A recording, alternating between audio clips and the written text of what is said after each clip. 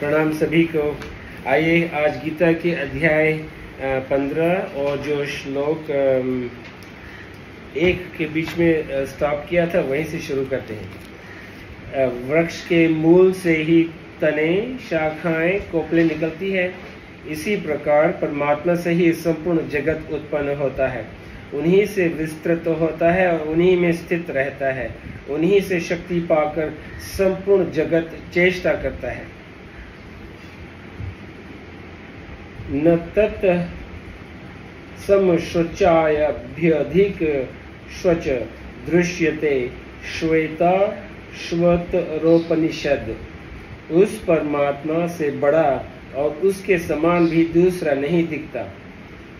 जैसे गीता में कहा है, अह कर्तस्नस्य जगत प्रभव प्रलय तथा प्रभव प्रलय स्थान निधान बीजमव्ययम् अह सर्वस्य प्रभवो मत सर्व प्रवर्तते यत प्रवृत्ति प्रसर्तता पुराणी और यत प्रवृत्तिर्भूतानाम। ऐसे सर्वोपरि परमात्मा की शरण लेने से मनुष्य सदा के लिए कृतार्थ हो जाता है।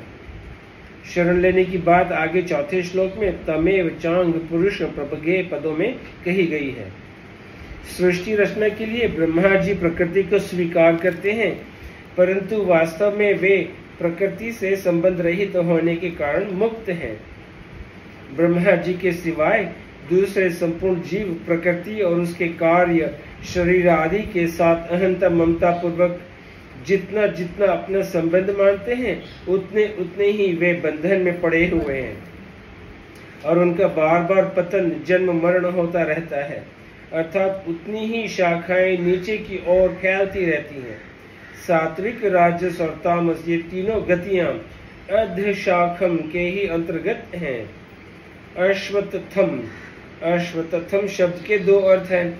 एक, जो कल दिन तक भी न रह सके, और पीपल का वृक्ष, ये दो। श्व पर्यंत न तिष्ठति अश्वत्थ।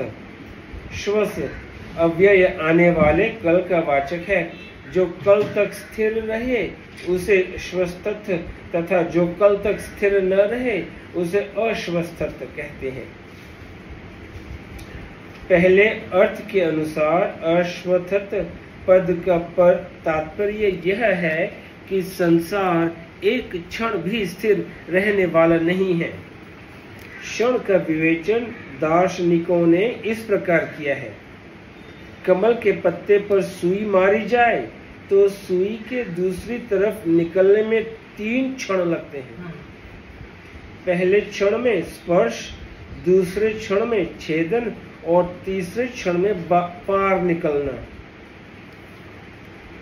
केवल परिवर्तन के समूह का नाम ही संसार है। परिवर्तन का जो नया रूप में सामने आता है उसको उत्पत्ति कहते हैं। थोड़ा और परिवर्तन होने पर उसको स्थिति रूप से मान लेते हैं, और जब उस स्थिति का स्वरूप भी परिवर्तित हो जाता है तब उसको समाप्ति प्रलय कह देते हैं। वास्तव में इसकी उत्पत्ति, स्थिति और प्रलय होती ही नहीं। इसीलिए इसमें प्रतिक्षण परिवर्तन होने के कारण यह संसार एक क्षण भी स्थिर नहीं है। दृश्य मात्र प्रतिक्षण अदर्शन में जा रहा है। इसी भाव से इस संसार को अश्वत्थम कहा गया है। दूसरे अर्थ के अनुसार यह संसार पीपल का वृक्ष है। शास्त्रों में अश्वत्थ अर्थात पीपल के वृक्ष की बहुत महिमा गाई गई है। स्वयं भगवान भी वृक्षों में अश्वत्थ को अपनी विभूति कहकर उसको श्रेष्ठ एवं पूज्य बताते हैं। अश्वत्थ सर्व वृक्षाणाम, पीपल, आंवला और तुलसी, इनकी भगवत भाव पूर्वक पूजा करने से वह भगवान की पूजा हो जाती है। परमात्मा से संसार उत्पन्न होता है, वे ही संसार के निमित्तोपादन कारण है। अतः संसार रूपी पीपल का वृक्ष भी तत्वतः परमात्मा स्वरूप होने से पूजनीय है। इस संसार रूप पीपल वृक्ष की पूजा यही है कि इससे सुख लेने की इच्छा का त्याग करके केवल इसकी सेवा करना। सुख की इच्छा न रखने वाले के लिए यह संसार साक्षात भगवत स्वरूप है। वासुदेव सर्वम। गीता। परंतु संसार से सुख की इच्छा रखने वालों के लिए यह संसार दुखों का घर है, कारण कि स्वयं अविनाशी है और यह संसार वृक्ष प्रतिक्षण परिवर्तनशील होने के कारण नाशवान, अनित्य और क्षणभंगुर है।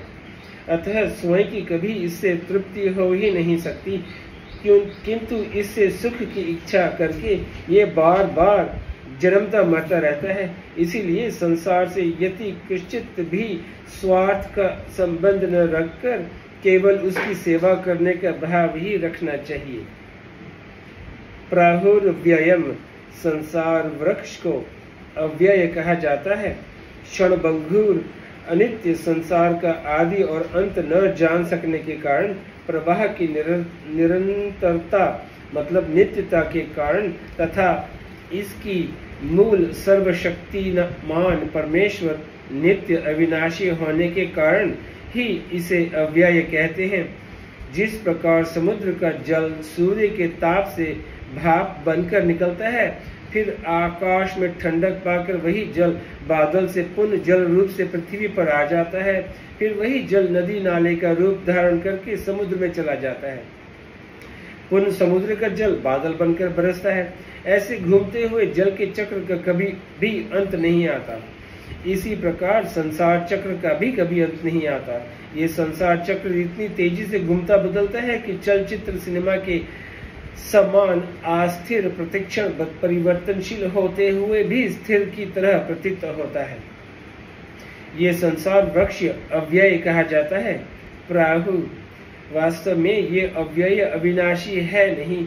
अगर ये अव्यय होता तो न तो इसी अध्याय के 30वें श्लोक में यह कहा जाता कि इस संसार का जैसा स्वरूप कहा जाता है वैसा उपलब्ध नहीं है, और न इस संसार वृक्ष को वैराग्य रूप दृढ़ शास्त्र के द्वारा छेदन करने के लिए ही भगवान प्रेरणा देते। छंदासी यस्य पर्णानि। वेद इस संसार वृक्ष के पत्ते हैं। यह वेदों से तात्पर्य वेदों के उस अंश से है जिसमें सकाम कर्मों के अनुष्ठानों का वर्णन है। वेदों में सकाम मंत्रों की संख्या तो 80,000 है, पर मुक्त करने वाले मंत्रों की संख्या 20,000 ही है, जिसमें 4,000 मंत्र ज्ञान कांड के एवं 16,000 मंत्र उपासना कांड के हैं। तात्पर्य यह है कि जिस वृक्ष में सुंदर फूल पत्ते तो हो पर फल नहीं हो तो वह वृक्ष अन्य उपयोगी है, क्योंकि वास्तव में तृप्ति तो फल से ही होती है, फूल पत्तों की सजावट से नहीं। इसी प्रकार सुख भोग चाहने वाले सकाम पुरुष को भोग ऐश्वर्य रूप फूल पत्तों से संपन्न यह संसार वृक्ष बाहर से तो सुंदर प्रतीत होता है, पर इसमें सुख चाहने के कारण उसको अक्षय सुख रूप तृप्ति अर्थात महान आनंद की प्राप्ति नहीं होती। वेद विहित पुण्य कर्मों का अनुष्ठान स्वर्ग आदि लोकों की कामना से किया जाए तो वह निषिद्ध कर्मों को करने की अपेक्षा श्रेष्ठ तो है, पर उन कर्मों से मुक्ति नहीं हो सकती, क्योंकि फल भोग के बाद पुण्य कर्म नष्ट हो जाते हैं और उसे पुण्य संसार में आना पड़ता है। गीता। इसी प्रकार सकाम कर्म और उसका फल दोनों ही उत्पन्न और नष्ट होने वाले हैं। अतः साधक को इन दोनों से सर्वथा संगन होकर एकमात्र परमात्मा तत्व को ही प्राप्त करना चाहिए। पत्ते वृक्ष की शाखा से उत्पन्न होने वाले तथा वृक्ष की रक्षा और वृद्धि करने वाले होते हैं। पत्तों से वृक्ष सुंदर दिखता है तथा दृढ़ होता है। पत्तों के हिलने से वृक्ष का मूल, तना एवं शाखाएं दृढ़ होती हैं। वेद भी इस संसार वृक्ष की मुख्य शाखा रूप ब्रह्मा जी से प्रकट हुए हैं और वेद विहित कर्मों से ही संसार की वृद्धि और रक्षा होती है। इसीलिए वेदों को पत्तों का स्थान दिया गया है। संसार में सकाम मतलब काम या कर्मों से स्वर्ग आदि में देव योनियां प्राप्त होती हैं। यह संसार वृक्ष का बढ़ना है। स्वर्ग आदि में नंदनवन, सुंदर विमान, रमणीय अप्सराएं आदि हैं। यह संसार वृक्ष के सौंदर्य की प्रतीति हैं। सकाम कर्मों को करते रहने से बारंबार जन्म मरण होता रहता है। यह संसार वृक्ष का दृढ़ होना है। इन पदों से भगवान का ये कहना है कि साधक को सकाम भाव वैदिक सकाम कर्मानुष्ठान रूप पत्तों में न फंसकर संसार वृक्ष के मूल परमात्मा का ही आश्रय लेना चाहिए। परमात्मा का आश्रय लेने से वेदों का वास्तविक तत्व भी जानने में आ जाता है। वेदों का वास्तविक तत्व संसार या स्वर्ग नहीं, प्रत्युत परमात्मा ही है। सर्वे वेदा यत् पद्मा मनन्ति कठोपनिषद, संपूर्ण वेद जिस परम पद परमात्मा का बारंबार प्रतिपादन करते हैं। यंस्त वेद स वेदवित् का मतलब उस संसार वृक्ष को जो मनुष्य जानता है वह संपूर्ण वेदों के यथार्थ तात्पर्य को जानने वाला है। संसार को क्षणभंगुर अनित्य जानकर इससे कभी कृष्ण मात्र भी सुख की आशा न रखना, यही संसार को यथार्थ रूप से जानना है। वास्तव में संसार को क्षणभंगुर जान लेने पर सुख भोग हो ही नहीं सकता। सुख भोग के समय संसार क्षणभंगुर नहीं दिखता। जब तक संसार के प्राणी पदार्थों को स्थायी मानते रहते हैं तभी तक सुख भोग, सुख की आशा और कामना तथा संसार का आश्रय महत्व विश्वास बना रहता है।